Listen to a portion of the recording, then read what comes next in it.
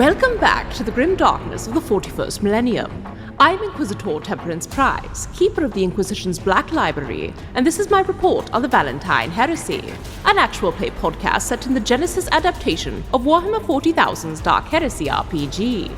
This report features Game Master Tom McGee and players Ryan LaPlante as Inquisitor Lucius Valentyne, Tyler Hewitt as Attikus Viz, Del Borovic as Morgan Rolls, and Josh Halbot as Gideon Vega. My report shows that the Inquisitorial band are facing death in an enemy tower. Gideon burned Nurglings as well as his closest ally. Morgan fled through combat, abandoning everyone else. Attikus began crushing tiny demons, and Valentyne is dueling with the champion of Nurgle.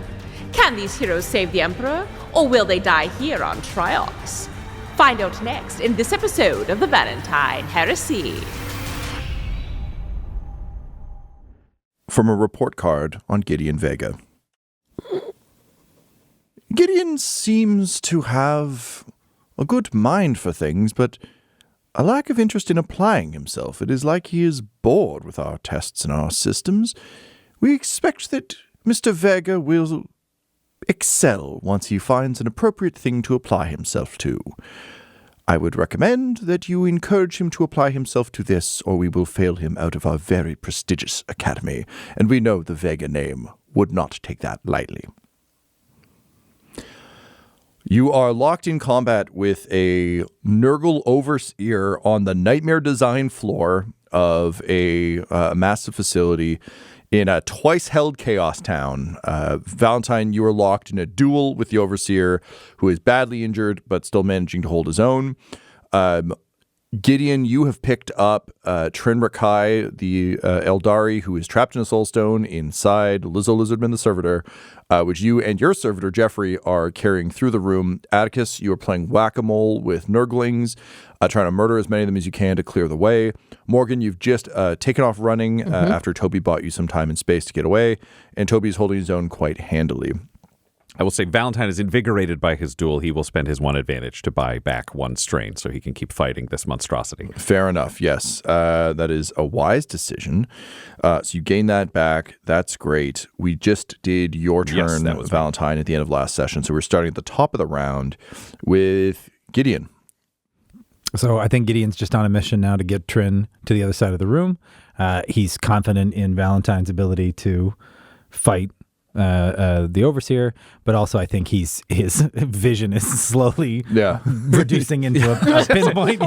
Yeah. Gideon's running, not even hearing through the comm beam. Yes. Valentyne going, I would accept assistance at any time. I think he's kind of just getting vignette.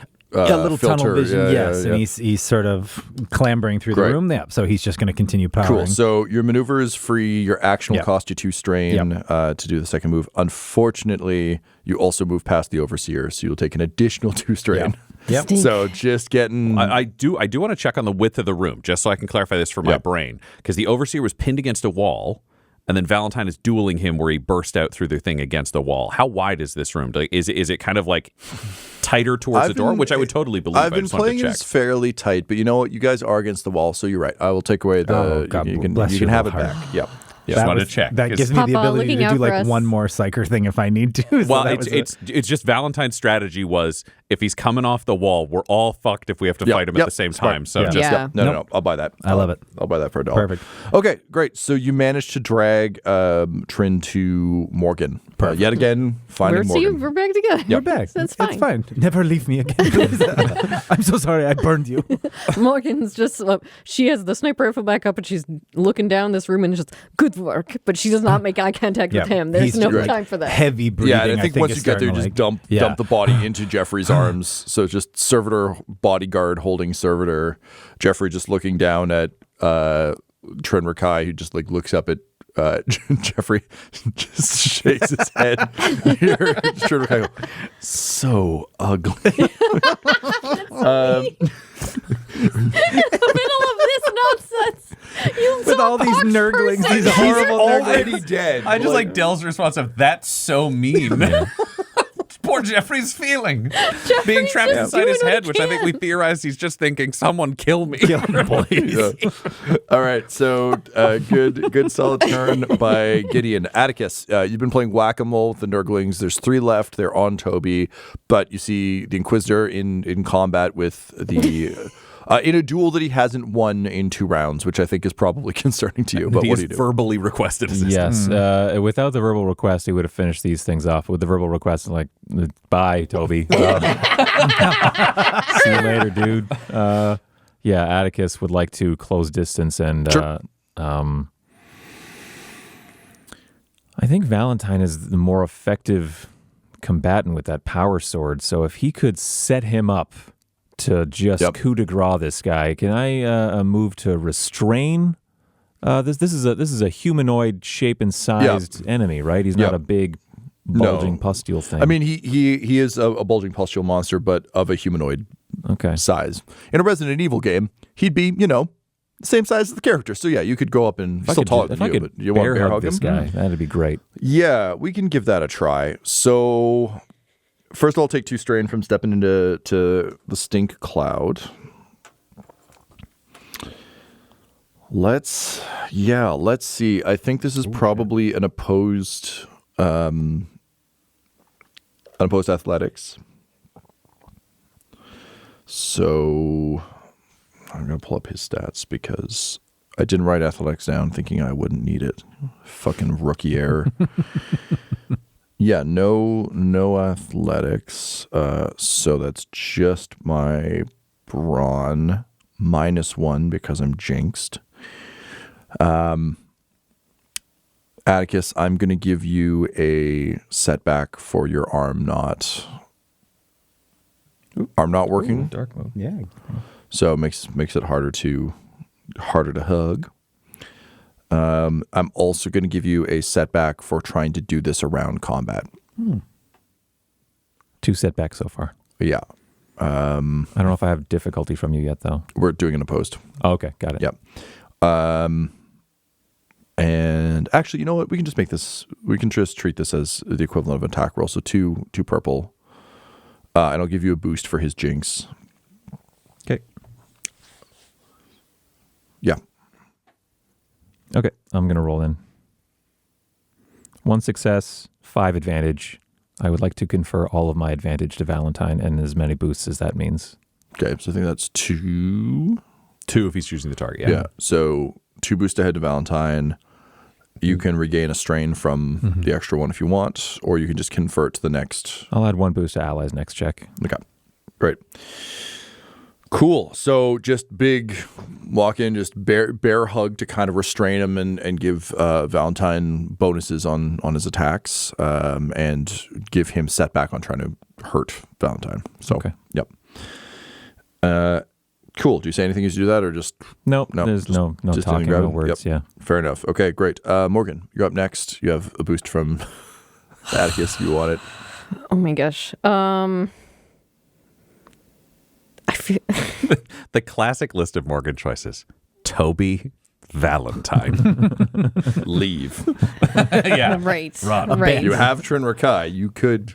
How would you like to be the Inquisitor, Morgan? No, I think it just. I'm hoping that because Attikus is grappling this overseer, that means there is less moving going on as I fire into close combat with a sniper rifle. Whew. Okay. Yep. Oof. Yep. Fuck, I gotta look up the rules for firing. I think it's you put a red in. You automatically upgrade 1 difficulty. That tracks. Because a despair means, oops, wrong target. Yep. Yeah. Yep. Okay, like that. Okie dokie. So I'll give you a boost for the restraint. Okay. And then I get a boost from Attikus. Boost from Attikus. I said normally it's 2 defense, but it goes to 1 because he's got his skill diminished. Mm-hmm. Okay. And then I'm using my maneuver to aim. Yep. I think that's... fuck it, I'll spend a story point. Let's make this fun. Okay. Then I'll also spend a story point. Let's go. All right. Okay. I'm going to be sick. gonna roll it on him. I'm gonna be Gonna sick. be sick. 2 triumphs and 4 successes. Hey! That is sick. Jeez. I think it is definitely just Gideon's up there. I want to burn 2 more strain, and I would like to spend a maneuver for Toby to disengage and to go straight up away from the Nurglings. And then since Toby is up, but he's at a slightly different angle from her. She's scoping from a different angle. It's like doing the claw machine. Yep. I can see it from 2 angles. So then it's just a breath and the shot goes in. So I'm going to say with that amount of fucking heat, the shot blows like just the top of its head off. And the spray, like, it's just perfectly aimed. So the spray goes between Attikus and Valentyne and hits the wall and starts like corrode and hiss. But it just like struggles for a moment against you, Attikus, before slumping and just kind of like starting to sludge down a bit. So you're able to kind of both step back. Valentyne, I don't know if you stab this thing. Valentyne would just swiftly sever the body into multiple pieces. Arms are coming off, arms are going in half, torso's going to be in 3 pieces. It's just deft, quick cuts. This is just a butcher with a power sword, he's Zorroing it into pieces until that's done. Then he'd look Attikus over. I think with 2 triumphs, I'm going to remove the narrative problem I was going to give myself of just like looking him over and seeing no goo, no clear breaks of skin, because he was very ready to be like, oh, that was the stupidest thing Attikus could have done. But he did it, and it's fine.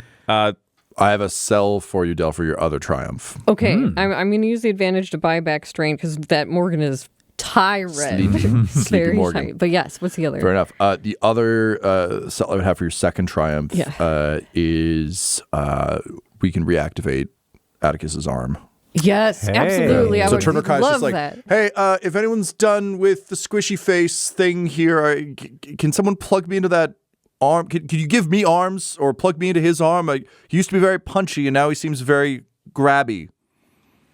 Just a moment, and Valentyne will come over. He'll make sure Trinderkai's there. It's set up. We've got Attikus. The room is clear. He's like, we can't spare a great deal of time, but we can do 2 things at once. Gideon, you successfully managed to heal the king earlier. Fantastic. Heal Morgan. She's clearly injured. I need Jeffrey. And he's just going to go over, and I'm imagining Jeffrey's a pretty simple servitor model. Yep. And we've established that there's a bit of plug and play between servitors. He's going to take off Jeffrey's right arm, just unscrew it, and screw it onto Trinrakai. So Trinrakai has one arm to be able to do repairs from within the lizard And body. just like looking with so much disdain, like, so That's it. primitive. Valentyne will take that and just hold it up so that he could do the work on the arm. Deeply embarrassing for all of us, especially you, Jeffrey. He'll go to work on the arm, and it's just like, again, it's not like it was heavily damaged. Just there's gunk and stuff, and he's like flicking goop out of between gears and stuff.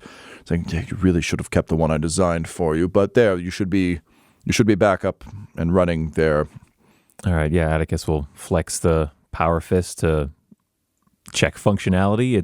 Seems to be good. Okay. He doesn't get a thank you. Wouldn't expect one. No. There you go. Congratulations, monkey. You're back online. Gideon will hear when you ask him to go cauterize Morgan. He just sort of like sullenly nods, and he goes over to do it. And as he like puts his hands on you, like just through his hands, like touching your skin, you can feel his heart is just pounding. Yeah. And he's not paying attention. He doesn't look like, like he's not in the room. And he'll do this. He'll cauterize it, but he is down to 1 strain. I will say, we just did finish a combat encounter, so we everybody can can roll a 0 difficulty discipline to regain strength. Sure. That'll be at least a little boost for him. Do you need to roll Perils of the Warp for cauterize? No, I don't think so. It is. It just says take 2 strain, make a red. Yep. Yeah, there we go. Gotta you read used the a rules. psyker power. Shit. I did not read the rules. Yeah, everything comes with the price. Everything comes with the price. Would I be able to notice and intercede if he is Before he cauterizes you to see if he looks like he's gonna die? Like He is checked out. He's doing it because the Inquisitor told him, and he has no capability right now to argue or disagree. Valentyne rolls 5 successes. He is fresh as a daisy the moment the combat's over. He defeated a champion, fully recovered, tempered will, says a quiet prayer to himself, and feels fully cleansed. Nice. So I rolled my discipline check, only got advantages, which do nothing for me because I'm not a psyker boy. So I think it's Morgan is going to stop and take a breath, but then sees Gideon looking like sheet white and and she will, as he's putting his hands out to her, put her hands on his shoulders and try and get his gaze. Gideon, but you do not look well. His hands are like, they light up just a little bit, and he's just sort of mushing them towards your, what? No, I'm fine. What do you mean? Do you need a moment? You don't look. And he's like breathing heavily, and he's like, we don't have time. This is, the words aren't coming out properly, and he's not making a ton of sense anymore, and he just sort of like, I don't know how to fix this. Can you help me? Inquisitor, we have a situation. Sorry, quick interjection. How do I recover So strain? you again? rolled It's disciplined, but you set yourself at no difficulty. So it's a free check, and any successes or advantage you roll, because you're in the warp, they all will heal strain for you. Perfect. 3 successes. Great. So you gain 3 strain just for the end of combat. And I mean, visually, he's still jittering and all of that, right? Oh, so yeah. it's like, Inquisitor, I need your. Jeffrey comes over with his one remaining arm and just like pats your brow. Aw, Jeffrey. I think I'm still covered in warp static too. When does that go away? That's what, yeah. We need a healing check. End of the encounter. Okay, so that'd be... So it's slowly starting to... Yep. Yeah, Okay. because if this is still the denouement of that scene, then the encounter is still happening. It's not necessarily end of combat. Valentyne, however, is finishing with the arm, and he's like, I'll be there in a moment. I just need to deal with Attikus's injuries. Trin, you have some understanding of the medical system in a way that I do not. I know basic medicine, but it does appear we need to patch up our friend here. Can you give me some assistance? Sure. Trin says, really? I mean, it seems like I didn't join your Inquisitorial party. It seems like you're all part of my cabal now. But sure, great. Let's heal up the new guy. And he just like raises his shitty arm. He's like, what do you require of me? I just figured I would roll a Medicaid check for this, and then either boost, or if he gave me an extra green die or whatever we get give from you a Trin's boost, understanding. yeah, Great. yeah. Boost, super. He's a tech boy, not a Healy boy, but he can like point at stuff. And Exactly. He's also just like a third hand is 100%, never something you would turn down. And Valentyne just knows like pack it and it goes away, which might not help with some of the other injuries. 1 success and 1 threat. It was on a 1 purple check, which means your critical injury is now healed because it was a 1 purple critical injury. So Great. Nice. that jolt is dealt with. And I gift you a threat for the future. Kind GM. Colonel, how do you feel? Fit as a fiddle, sir. Excellent. If you've suffered any injuries that are worth treating, we can have the psyker do those as well. Excellent work. Just in future, try to make sure that you come into as little physical contact with these enemies as possible. I appreciate your heroism in protecting me. All right. Bit tricky, but keep an eye out for more chalkboards, I suppose. Yes, I truly hate fighting this enemy. It is very challenging to kill them up close and personal, which it seems to require. However, we are both gifted murderers. Yes, sir. Apparently there's something to discuss over here. Let's go see it. Turn around. And Morgan has has sat Gideon down on the ground, and it has his head like is touching his forehead, like looking at his eyes because he just looks so ill. I think he's like hugging his knees and sweating. Yeah. And covered in warp static. So she's like trying to tamp it down. What seems to be the problem, Gideon? And he just looks up at you and has nothing to say. And he's just... You've done excellent work. Are you feeling overwhelmed? The interrogator asked you a question. Sorry, I fucked up the roll. The Inquisitor asked you a question. And yeah, so he doesn't know it. Like he looks around on himself, and he got the crit. The at the brink. He's suffering from a crit as well on the brink. Yeah. When did that? I forget. That wasn't a Perils of the Warp thing. That it? was That's Nurglings. that was You got Nurgling, pushed yeah. over the limit by Nurglings climbing up and biting you. The perils happened first. Sure. But yeah, so he's fighting with both of those things at the same time. And I think weirdly, of all people, Trin Rakai would recognize warp shit because he's like a warp expert. So he'd say, well, the the static we're seeing would be an effect of the warp, but it seems he reached into warp energy that perhaps he didn't fully understand or could control and is paying a price for it. That's what happens when you fuck with the warp, unless you're, an expert. I would offer to help, but robot hands. The rest of it, though, seems to just be his inferior constitution. Interesting. Will it hurt any of us to touch you through this static? I don't think so. All right. Is your malady physical? Is it your physical injuries that bother you most, or is it psychological scarring? Valentyne is so blunt. I think he just holds on to, like, he's clutching his knees, and I think he just looks up at you and goes, I'm sorry.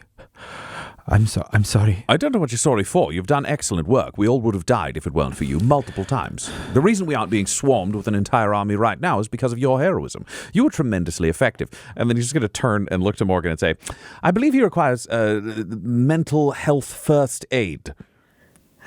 Please handle this crisis. I know you're closer to him than I am. The Colonel and I will step away for a moment. Great. We'll step into the room and leave you alone in the hallway. Oh, wonderful. All right, Gideon. Take some deep breaths. We're going to get through this. Yeah. I think he's at this point he's got to be like, he's getting a little embarrassed, I think too. Like, I think that's adding to it as well. Like, he sees everybody else handling this in a way that's just is like, yeah, this is nothing. Like, this is every day. This is our lives. And I think he leapt into that a little bit and thought he could take some of that on too. So I think it's that he's fucked up and he's getting more fucked up all the time. But now he's like also becoming mortified and sheepish with himself that he can't participate effectively. Like, he could barely pick up Trinrakai's stuffed legs. And then Jeffrey had to do it, and he knows Jeffrey sucks. He just feels like his strength, his ability, he's tight in the chest, he's just coming unglued. Yeah, then she's going to take his face in her hands and, Lord Vega, you are doing a good job standing up against the horrors of this awful planet. You are doing a good job. Thank you for helping us. You set me on fire, but you got rid of our enemies. I will try to be better. I have to be better. You need me to be better. Lord Vega, what you said to the Inquisitor, this is all new for you. You are putting too much pressure on yourself. You are already doing quite a bit. She's like, kinder to yourself. Let's get a Medicaid check. See if you can. 3 difficulty for his on the brink. 3 difficulty. Was it really? Oh, yeah. Shite. Yeah, setback for that. It's just like Morgan's contempt for saying it because she isn't fully masked while doing it. Yes. I think just like makes it a bit harder. I'll give you a boost for Gideon clearly looking up to you. Yep. I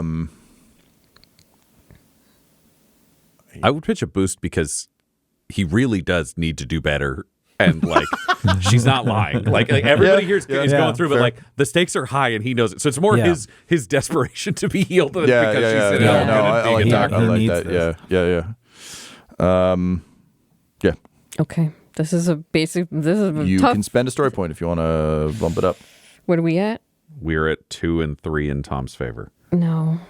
No. Morgan's like, I'm going to give it my best effort. Yeah. I am not a mental helpful person. Yep. She's doing her best.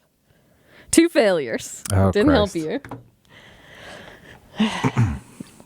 You don't feel any better. Yeah. So I think he and again he's gonna just pretend through it. I think he's gonna like kind of just like the importance of what's happening. I think is too driving, and he's got 8 strain of his 13, so he's not collapsing. So I think he hears what you say, and he takes a moment and catches his breath, and he goes, "Thank you, I appreciate that." And I think you can see that like nothing has changed. Okay. He's ticking boxes to like get to the next thing. I'm fine. It's okay. You don't have to look after me. I'm fine. Excellent. If you've recovered, then Morgan, if I could borrow you, Colonel, if you could go and get your healing from our psyker, that would be excellent. They switch places. Yep. Yeah, and you'll just come on in. Yep. Yeah, They'll come into just the clinic. Wordlessly come Yep. up. Attikus will look at you as well, though. Yeah, you can. It's the same thing. I think you see like the he's sweating. The static is fading a little bit, but it's there enough that you feel like a buzz when his hands get close to you, and he's gonna light you up. Don't like that. Yeah, and he whispers a sorry in advance because he knows this isn't gonna feel nice. That's the reality of the situation.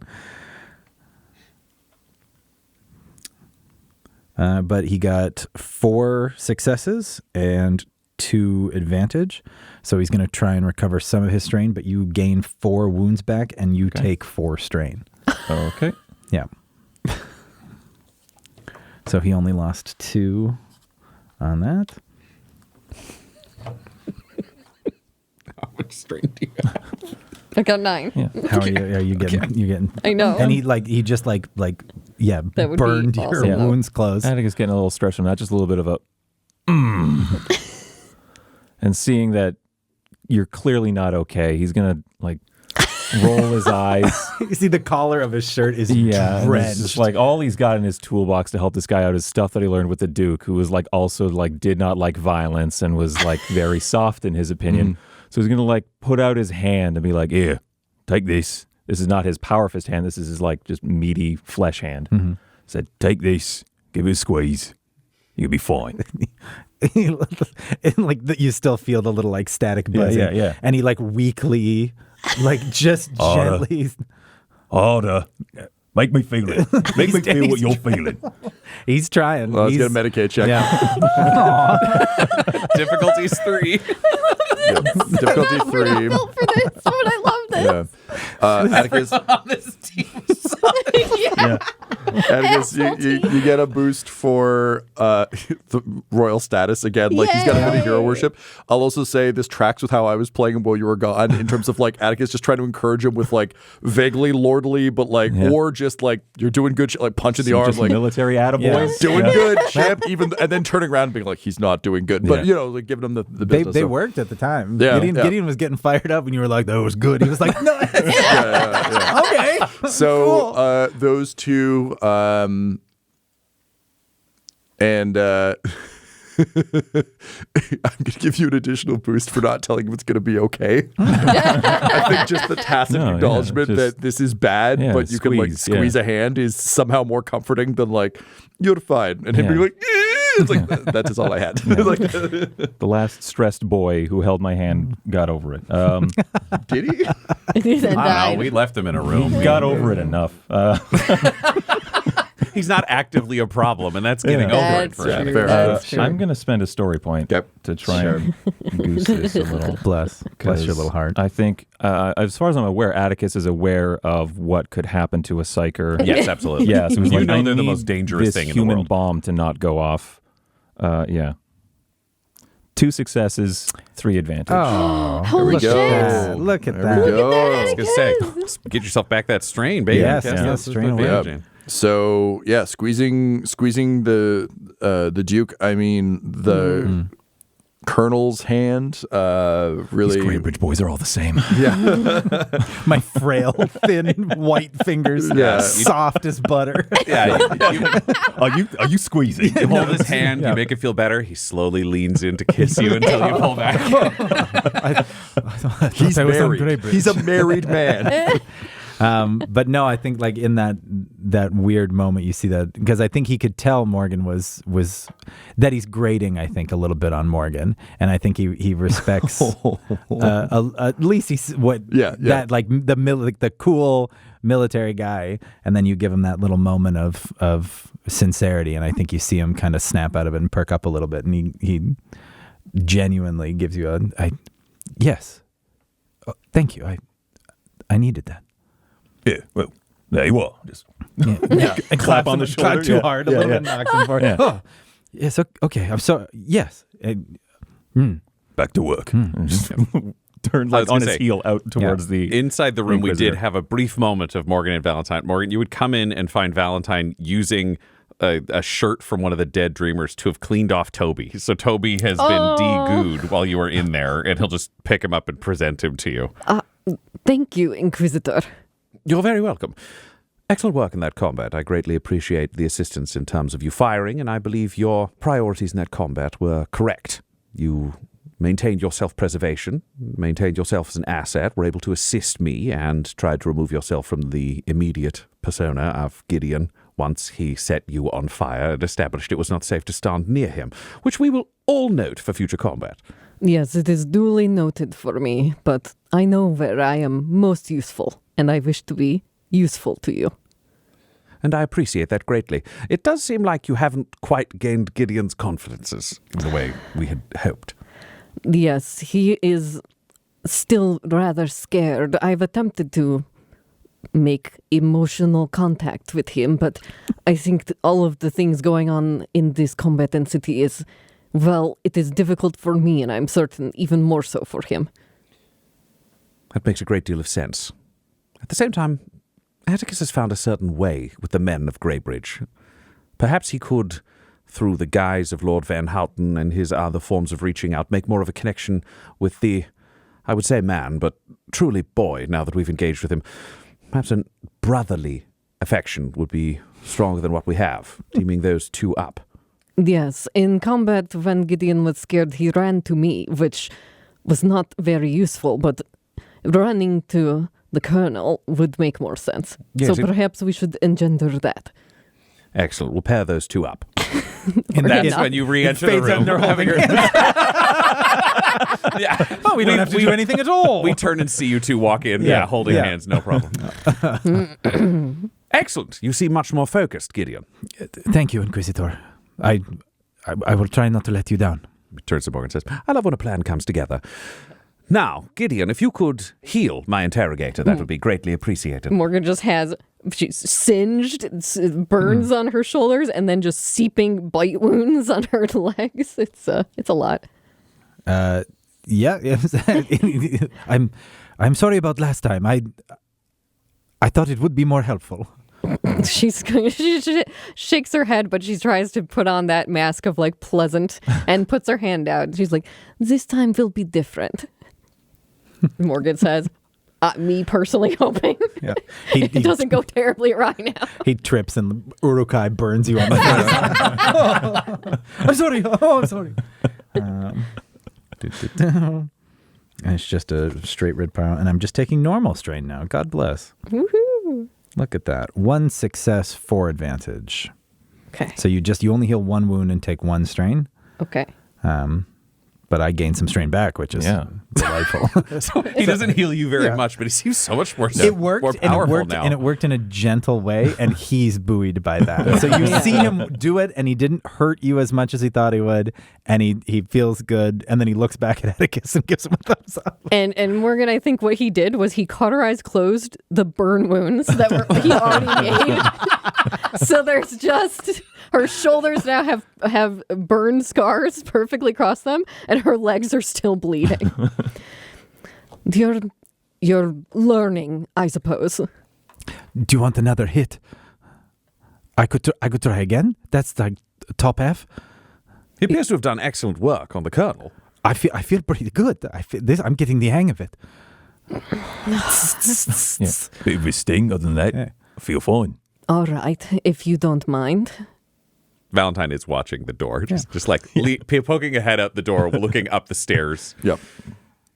There you go. There's 4 successes, 1 advantage.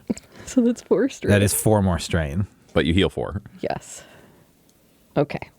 Trunrakai says, to be honest, I'm just impressed that you haven't succumbed to the various horrors of the warp at all. I always assumed that primitive minds wielding psycho powers would result in a lot more Trin, horrors. do you want to stay awake, or would you like to go back in the pocket? I was attempting to pay a compliment to your newest member, but... Well, with you, insults and compliments often sound similar. Try harder. Gideon, did you feel complimented? Not really. But I don't know. It's not... Well, would you like to give him another attempt? Sure. Good job, Gideon. It is hard to use the warp, and you are doing a good job not becoming a psychic monster out of it. And then he like curls the bad hand into a thumbs up. He says, "This is what you do, right? This is the thing you do when I've seen you do it. This is good? Yes, thank you. Then one for you. May I keep this arm?" Well, we are going to strap you back to the Colonel. Colonel, how do you feel about this servitor maintaining its arm? It did help you with yours.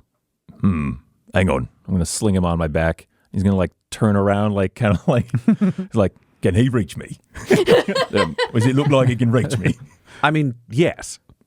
But if you need any work done on your voice box or arm at any point, it will be a lot easier with an arm than just on your back. That's true. In combat, he would be able to theoretically assist you. If you give me a gun, I can shoot. Obviously, I'm not going to shoot any of you. I'm stuck in this. Obviously. I don't think I can drag myself to a warp gate with one arm, so it shrugs with the one arm. Says, "Oh, that's better. I've been missing that." Dying for a shrug. Well, I think having a gun at your back might be useful, Attikus. Fine by me, as long as all the parts are all right where they are. Yes, I think so. All right. Jeffrey looks at the the empty shoulder and then just looks back up blankly. Perfect. Now that you have your arm back, Colonel, do you believe you would be focusing at ranged combat, or would you be leaning into your arm? I'm wondering whether or not I should provide Trin Rakai with my holdout, or if you would not be making use of your pistol under any circumstance. I would much favour the fists punching and whatnot. All right, if situations change, I can give you my holdout. Otherwise, here you go, and he'll take Atticus's last pistol and give it around to Trin Rakai. You see a long look at the gun, turning it over. But then, like, this again, his eyes can't dart up because it's those blank, like, C-3PO eyes. Just kind of, like, looks up at you, Inquisitor. And he chooses to say nothing about the quality of the weapon. Oh, yeah, that's fine. Valentyne will look around and say, Attikus, I know you favor a shield. Right now we have a large selection of whiteboards. I don't know if any of them are solid enough for your purposes. I haven't used the riot shield in some time. Let me have a look here. Am I able to cobble together some semblance of my suppression shield from I would take... Greybridge? Or even the roof of one of the cages might be a more solid metal option. think, weirdly, I think this might be a survival.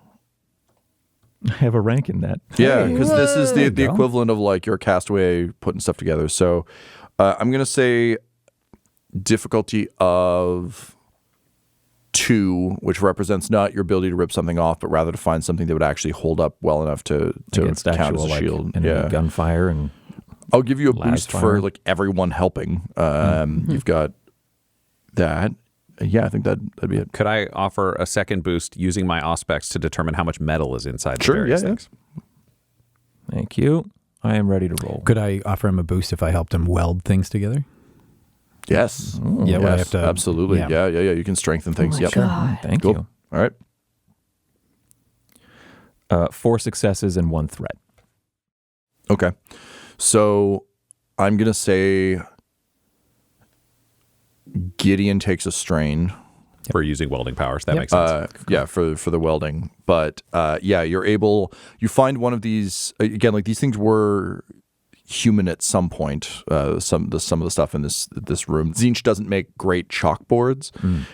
So you're able to find one that's like, in any old schoolroom, there's always like that one really shitty old heavy metal thing. Yeah. You find one of those where it's got like a metal plate behind it, and with the welding power at the top of the cage, you're kind of able to, like, put together something that's not as like, not as fun as your previous riot shield, but it'll get the job done until you can find something better. Okay. Do you want to hash out stats of that item? Well, what were the stats of your riot shield? Suppression shield was melee light, damage was 6, crit 6. It was not meant to really be hitting things with, but it provided me 3 defense for ranged attacks and 1 defense for melee.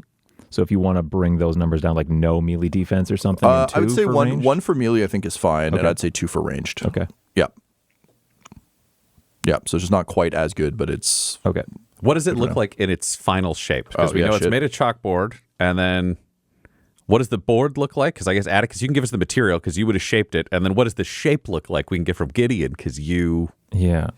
The rest of us are just holding pieces in place. So I'm like, Valentyne doesn't understand how this fucking goes together. Chernokai knows to shut the fuck up now, so he's practicing that. I think if it's a chalkboard, Attikus like wipes it clean and then just scrawls a giant fucking aquila on it on his shield kind of thing. It's just a because of his small stature, it's like a tower shield. Like it is like full body coverage kind of thing. But for you guys, it would like cover half body kind of thing. And it's just a rectangle. Yeah, he does not like adjust the dimensions of it in any meaningful way. Cool. Yeah.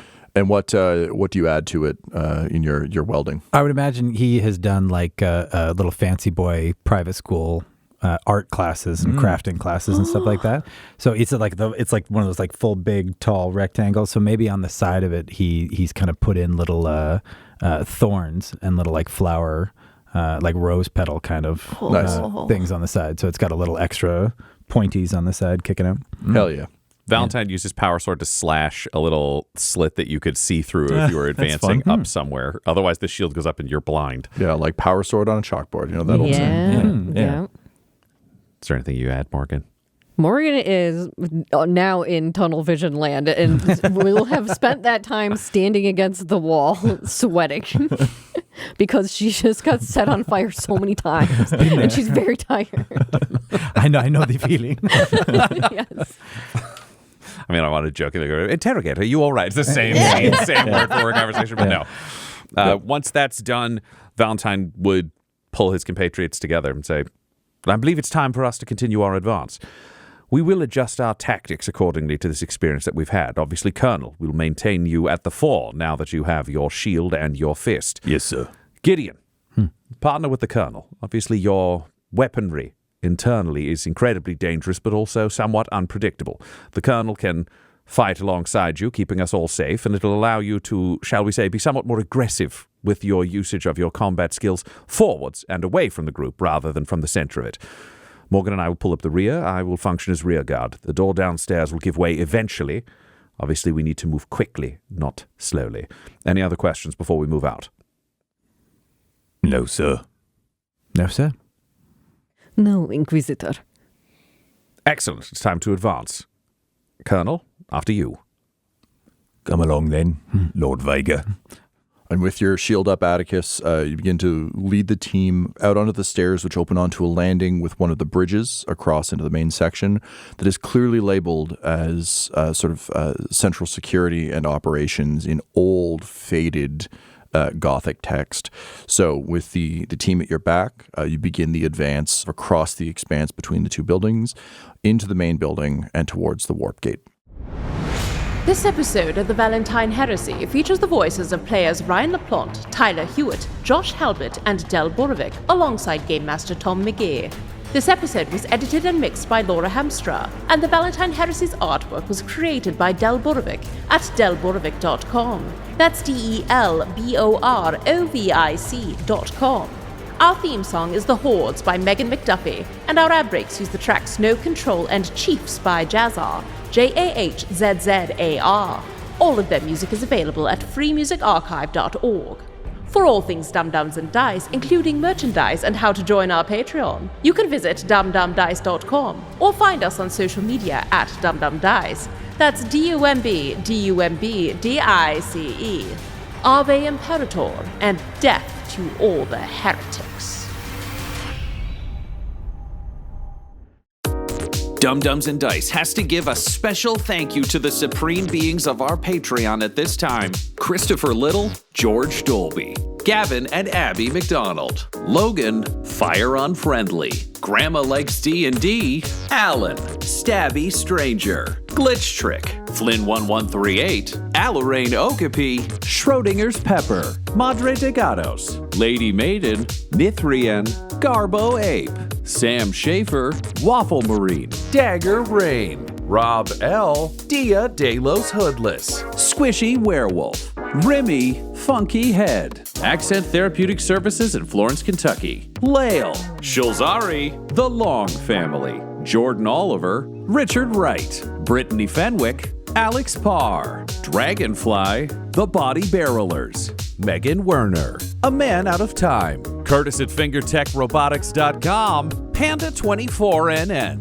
Shendra D, Your Homeboy Bones, The Gator Family, Ellis Hatch, Odigenous, Beef Not Cheese, Kai Koa, Squire Solaire, Sandy Sassy Pants, Adam, Amira Lockhart, James Molina, and Jill and Noel LaPlante. If you want your name to be added to this list, you can join our Patreon too at patreon.com/dumdumdice. Thanks to them, and a little bit of thanks to you.